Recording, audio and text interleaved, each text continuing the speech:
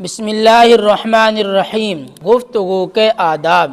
ہمیشہ مناسب آواز سے گفتگو کیا کرو، نہ تو اتنی دھیمی ہو کہ سنائی نہ دے اور نہ اتنی سخت ہو کہ سننے والے کو ناگوار گزرے۔ بولنے میں اس قدر تیز اور شتابی نہ کرو کہ بات سمجھ میں نہ آئے، نہ اس قدر رک رک کر بولو کہ سننے والے کا جی اکتا جائے۔ جب کسی سے گفتگو کرنا چاہو تو اول موقع اور وقت کو دیکھ لو۔ بات کیسی اچھی یا ضروری ہو، لیکن بے موقع یا بے وقت کے ہوگے تو ضرور بری معلوم ہوگی۔